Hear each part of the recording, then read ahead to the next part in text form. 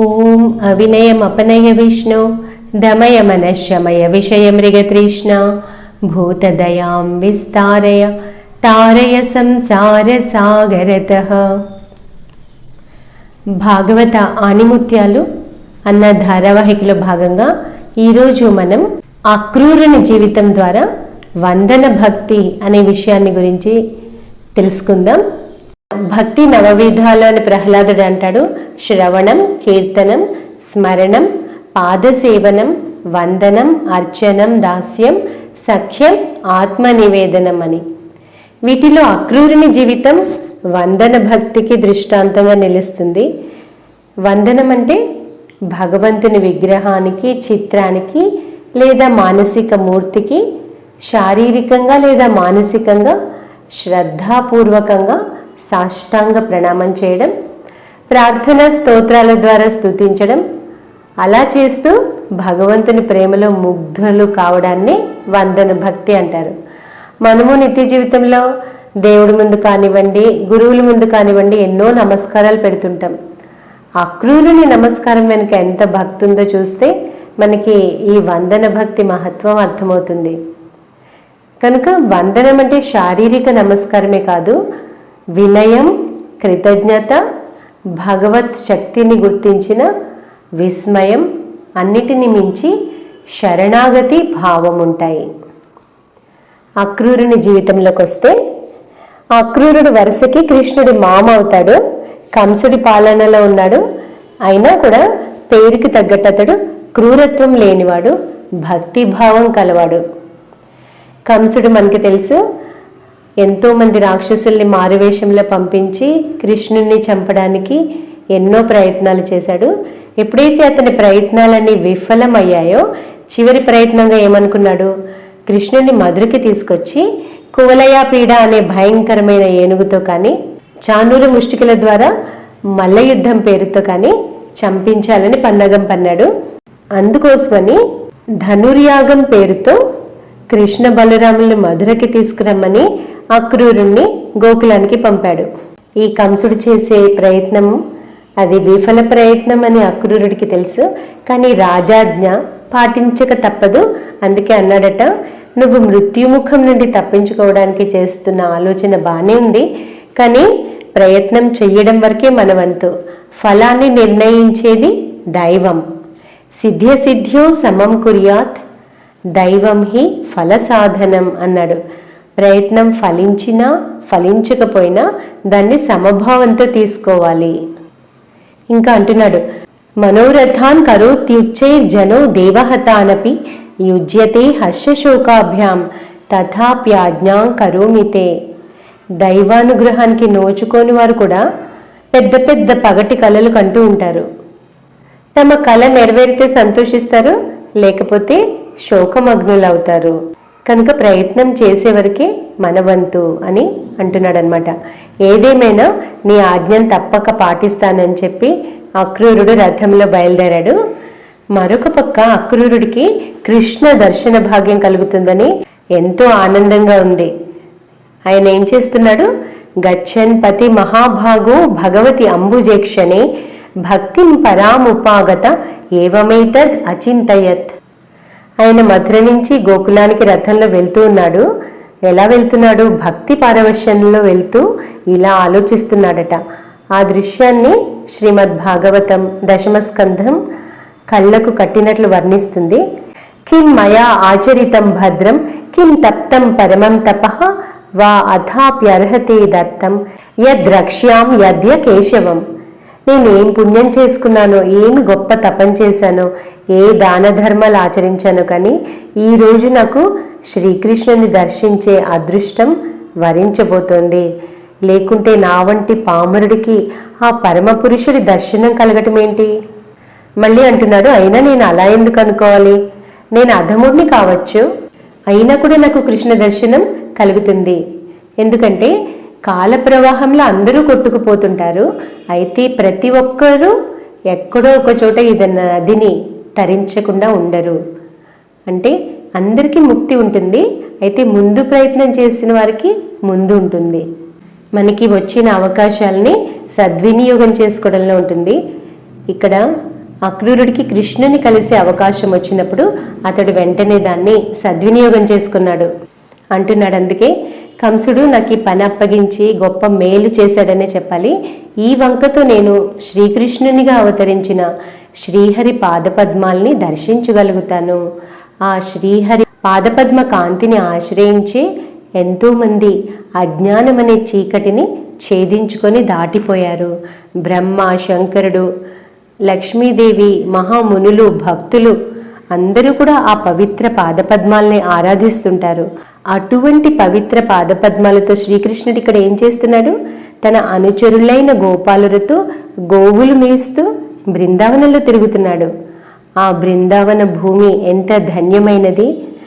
వారంతా ఆ ప్రభు పాదపద్మాలను సేవించే భాగ్యాన్ని పొందారు. ఆ పాదపద్మాలను నేను ఈరోజు కన్నులారా దర్శించబోతున్నాను. అందుకే అంటున్నాడు, మమాద్య అమంగళం నష్టం ఫలవాంశ్చైవ మే భవః. ఆ శ్రీకృష్ణ పాదపద్మాలకు ప్రణమిల్లబోతున్నానంటే నా అశుభాలన్నీ నశించాయి. యన్నమస్యే భగవతో యోగి ధ్యేయాంగ్రి పంకజం. యోగులు ధ్యానించే శ్రీకృష్ణ పాదపద్మాలను ఈరోజు నేను ప్రత్యక్షంగా దర్శించబోతున్నాను. అక్రూరుడు ఇక్కడ రథాన్ని నడుపుతూనే ఈ విధంగా పరిపరి విధాల ఆలోచిస్తున్నాడు. ఇప్పుడు శ్రీకృష్ణుని రూపలావణ్యాన్ని ధ్యానిస్తున్నాడు. ద్రక్ష్యామి నూనం సుకపోల నాసికం స్మితావలోకారుణ కంజలోచనం ముఖం ముకుందస్య గుడాలకావృతం ప్రదక్షిణం మే ప్రచరంతి వై మృగాః. ఆ చిరునవ్వుతో కాంతులీనే చెక్కిళ్ళు, అందాల ముంగురులు, చక్కని ఆకృతి కలిగిన నాసిక, పద్మాల వంటి కారుణ్యపూరిత నయనాలు కలిగిన ఆ కృష్ణుని దివ్య ముఖాన్ని నేను దర్శించబోతున్నాను.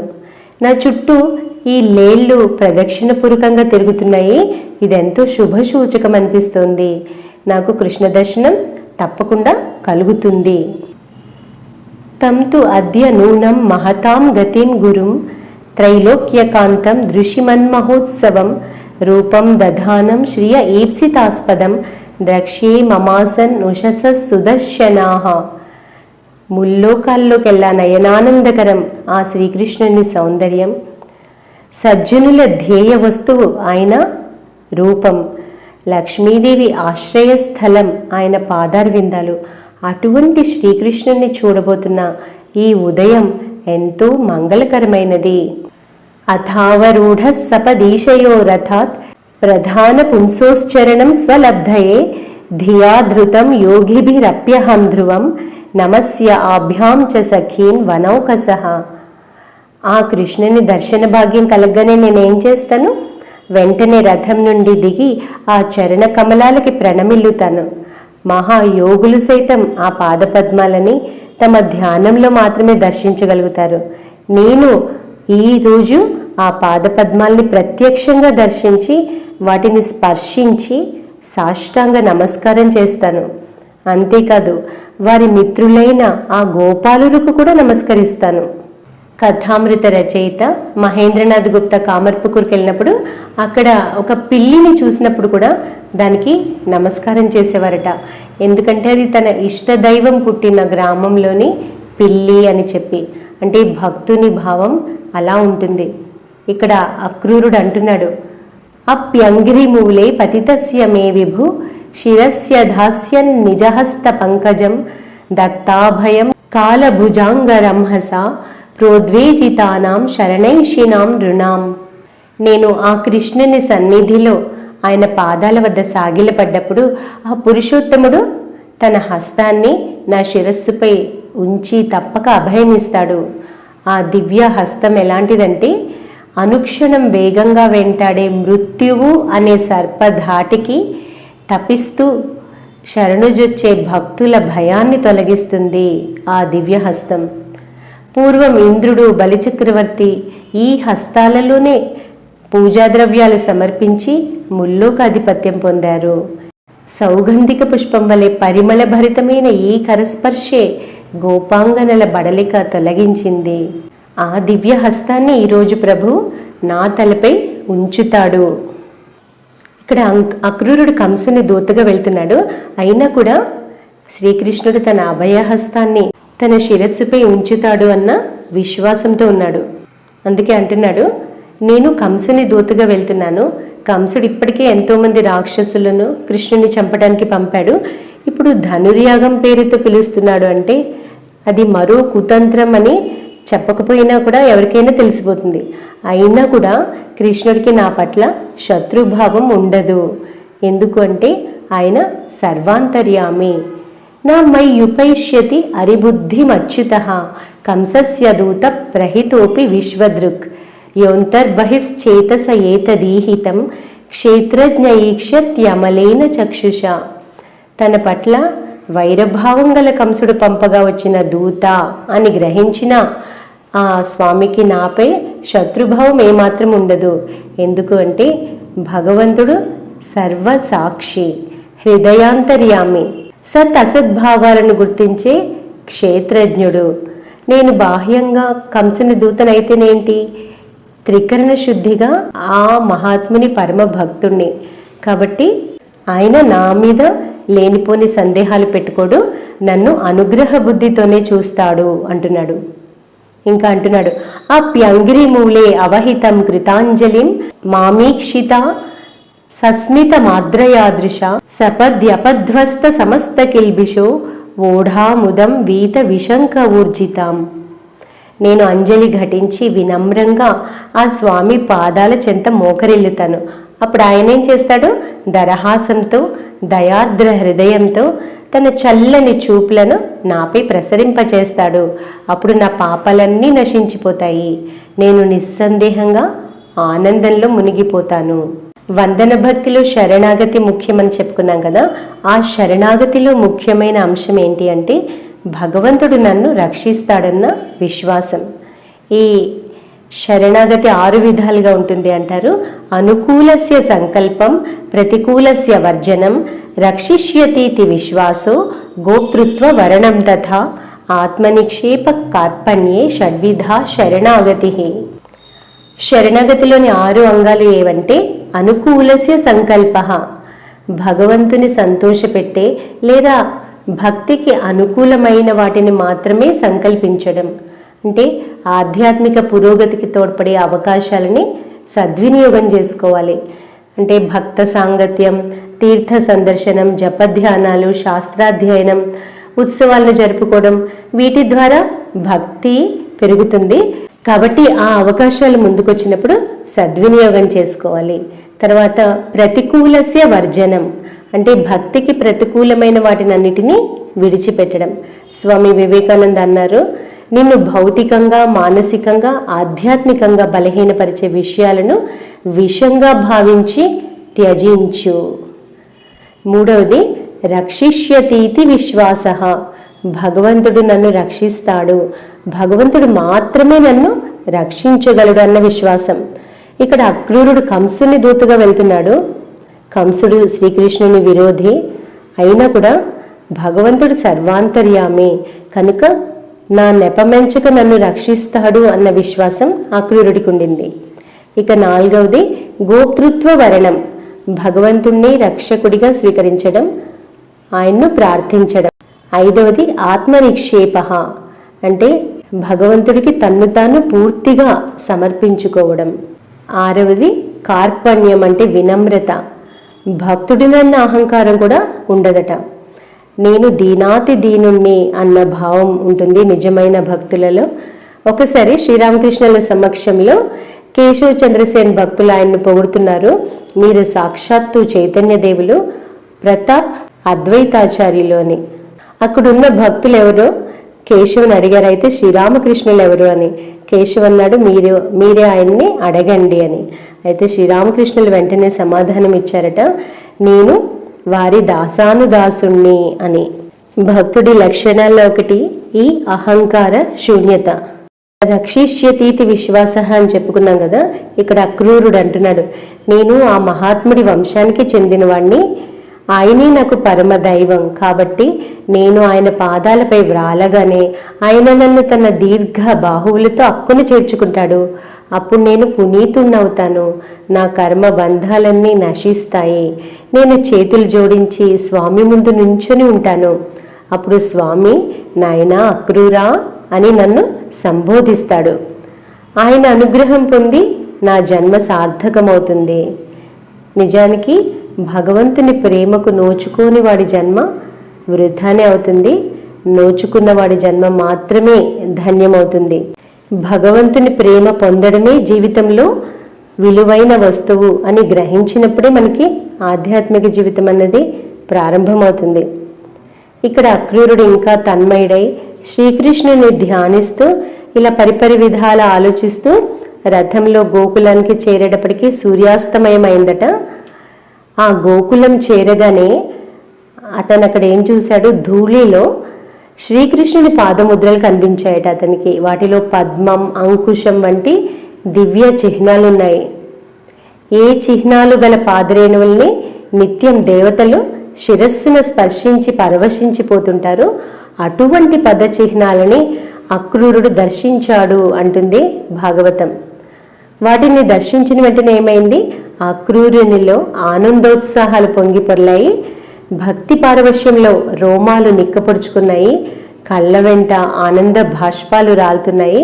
వెంటనే రథం నుండి దిగి ఆహా ఇవి శ్రీకృష్ణుని పాదరేణువులు అనుకుంటూ వాటిపై వాలి పొర్లాడుతూ పరవశించిపోయాడట.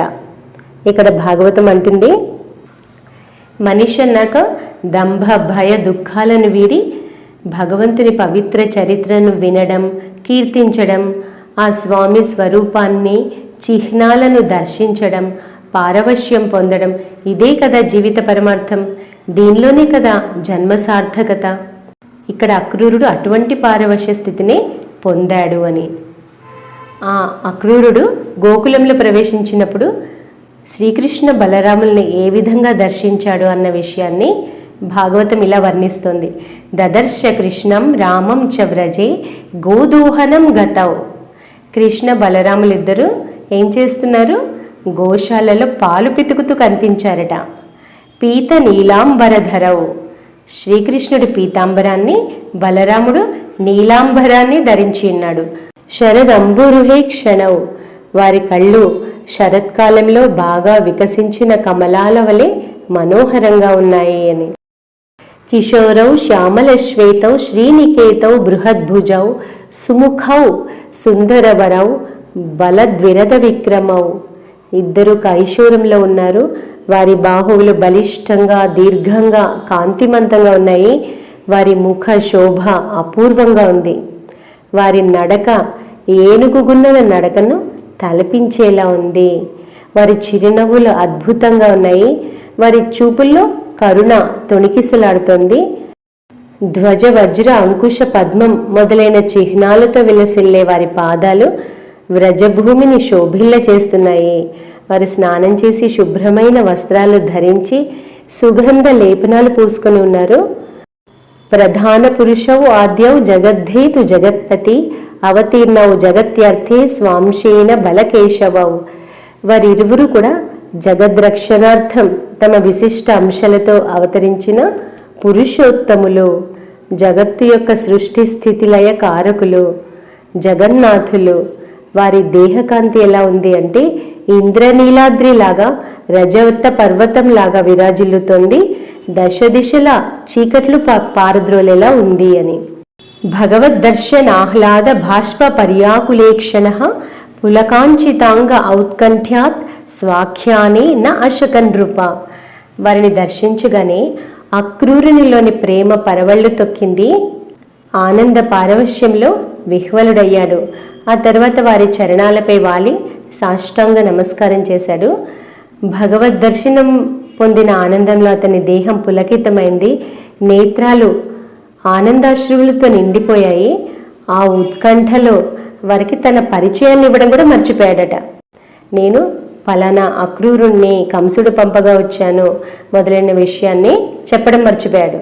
అయితే శ్రీకృష్ణుడికి ఏ పరిచయం అవసరం లేదు. అతనికి వెంటనే తెలిసింది తన ఎదురుగా ఉన్నది అక్రూరుడు అని. వెంటనే ఆత్మీయతతో అక్కుని చేర్చుకున్నాడట. బలరాముడు కూడా సంతోషంతో అక్రూరుని హృదయానికి అత్తుకున్నాడు. వారిద్దరూ అక్రూరునికి రెండు వైపులా నుంచొని ఆయన చేతులు పట్టుకొని భవనంలోకి తీసుకువెళ్లారు. ఆయన క్షేమ సమాచారాలు అడిగి తెలుసుకున్నారు.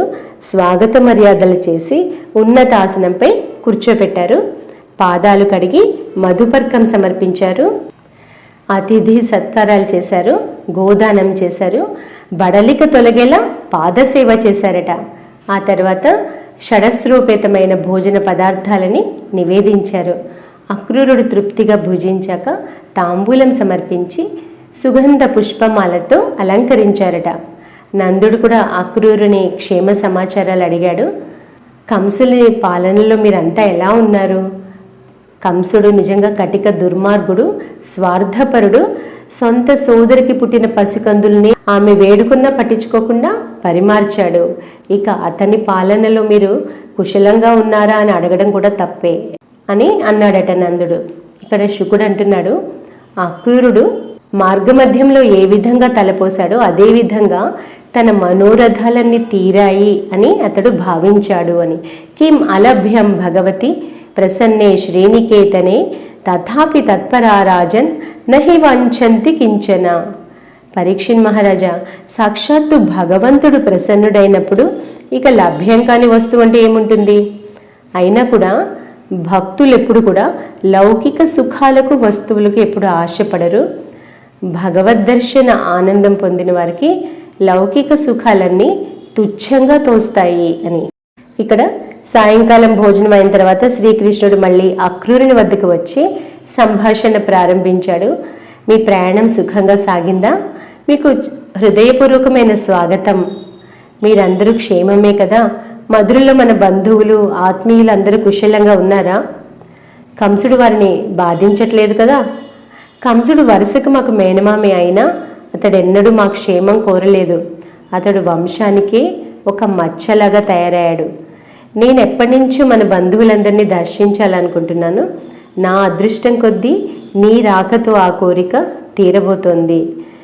ఇంతకీ నువ్వు చెప్పు, నీ రాకకి కారణం ఏమిటి అని.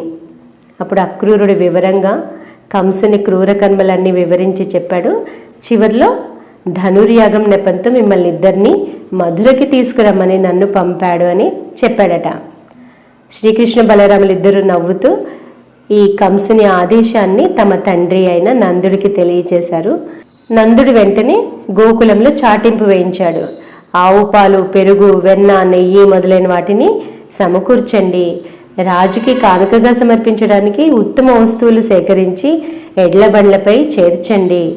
అక్కడ జరిగే మహోత్సవానికి మనం కూడా వెళ్దాం అని. ఈ చాటింపు వినగానే గోపికలకు అర్థమైపోయింది బలరామకృష్ణులు మధురకు వెళ్ళబోతున్నారు అని. వారెంతో విభ్రాంతికి లోనయ్యారు. ఇంతవరకు శ్రీకృష్ణునితో పొందిన సాంగత్యాన్ని, లీలలను స్మరించుకుంటూ అవన్నీ ఇప్పుడు దూరం అవుతాయే అని దుఃఖంలో కన్నీరు కారుస్తూ వారిలా అంటున్నారట. ఓ విధాత, నువ్వు ఏమాత్రం దయలేని వాడివి. జగత్తులోని ప్రాణులను సౌహార్ద్రంతో, ప్రేమానురాగాలతో కలుపుతావు. వారి ముద్దు ముచ్చట్లు తీర్చకుండా మళ్ళీ వారిని వేరు చేస్తావు. నీ పనులు ఎలా ఉంటాయంటే పసిపిల్లల చేష్టల్లాగా ఉంటాయి. ఓ బ్రహ్మదేవ, శ్రీకృష్ణుని ముఖం ఎలా ఉంటుంది? నిగనిగలాడే నల్లని ముంగురులతో, నునుపైన చెక్కిళ్లతో, చక్కని ఆకృతి గల నాసికతో చూడముచ్చటగా ఉంటుంది. ఆ స్వామి చిరునవ్వుల కాంతులు ఎంతటి శోకాన్నైనా పారుదోలుతాయి. అటువంటి ముఖారవిందాన్ని మాతో దర్శింపచేసి మళ్ళీ కనుమరుగు చేస్తున్నావా? నువ్వు చేసే పనులన్నీ నిజంగా పిచ్చి పనులు, అనుచితమైనవి కూడా. నువ్వు అక్రూరుని పేరుతో వచ్చిన క్రూరుడివి. నువ్వు మాకిచ్చిన నేత్రాలను నువ్వే మూర్ఖునిలాగా హరించి వేస్తున్నావా? బహుశా మాకు నీ సృష్టి రహస్యం తెలిసిపోయిందని నీకు అసూయ అనుకుంటాను. అందుకే శ్రీకృష్ణుని మా నుండి వేరు చేసి మమ్మల్ని అంధుల్ని చేస్తున్నావు. వారిలా పరిపరి విధాలా విలపిస్తూ ఉండగా తెల్లవారింది. కృష్ణుడు రథమెక్కి బయలుదేరడానికి సిద్ధంగా ఉన్నాడు. వారు తమలో తాము అనుకుంటున్నారు, చెలియలారా, నిజంగా ఈ అక్రూరుడు చాలా క్రూరుడు. మనం కృష్ణునికి ఇంతగా పరితపిస్తూ ఉంటే ఆయనేమో కృష్ణుని దూరదేశాలకు తీసుకుపోతున్నాడు. మాట మాత్రంగా కూడా మనకి ఊరట చేకూర్చట్లేదు. అయినా అక్రూరుని విషయం పక్కకు పెట్టండి. కృష్ణుడు ఏమైనా తక్కువవాడా? అతడి మనసు కూడా చాలా కఠినమైనది. అందుకే చక్కగా రథం ఎక్కి సిద్ధంగా కూర్చున్నాడు. ఈ మూర్ఖులైన గోపాలురు కూడా ఆయనతో వెళ్ళడానికి త్వరపడుతున్నారు. వృద్ధులు సైతం ఈ విషయం పట్టించుకోవట్లేదు. అవును, దైవమే ప్రతికూలంగా ఉంటే మనం మాత్రం ఏం చేస్తాం?